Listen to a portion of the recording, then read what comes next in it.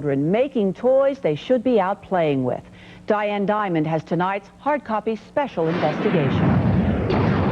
The faces of 20th century slaves, children as young as 7, forced to work long hours in dreary conditions for just pennies a day.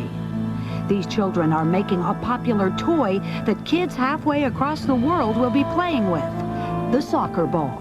The only time we don't want to square pass is when the ball's in our zone. Each year, hundreds of thousands of soccer balls are imported to the United States, but most people rarely pay attention to the small print, made in Pakistan. In many cases, that means made by these tiny hands.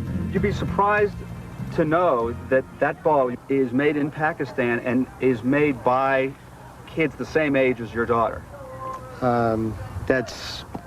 That's amazing to me. I'm shocked.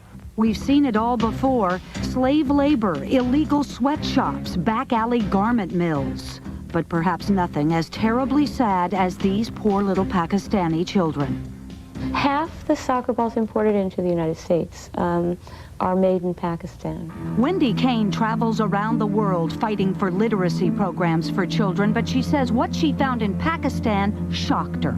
The holes are pre-stamped in the balls so very young children can stitch them together. It's strenuous work, the conditions dirty and cramped, yet these young children reportedly endure endless hours hand sewing the very same soccer balls that end up on American playgrounds. And they do it all for less than $1 a day.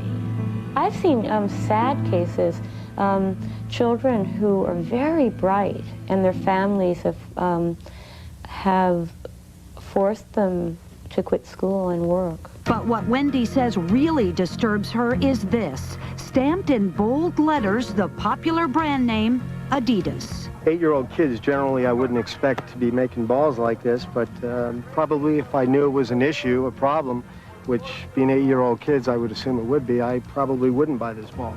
Well, what will you do once you see all the evidence and you see the pictures? Probably take a big nail and pop it. Trash can. You would think that our trade representatives would be more alert to the possibility of something like that going on, and obviously nobody's watching. Adidas claims they weren't aware of the horrendous working conditions.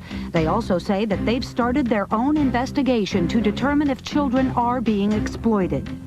But critics say many companies don't even want to know about the cruel labor conditions that persist in the third world. Youth Soccer League officials here say the news from Pakistan disturbs them. We're certainly greatly offended by the fact that some children are being abused to this degree. But soccer balls aren't the only products these Pakistani children make.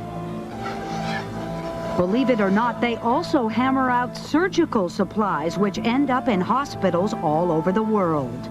Then there are those soccer balls made by tiny children who unfortunately may never have the opportunity to play with them. We want to make it clear that Adidas is not the only company buying soccer balls manufactured overseas, and the other companies like Nike and Reebok have now joined in their investigation. They all want to try to figure out a way to make sure that their subcontractors abroad are not abusing child labor.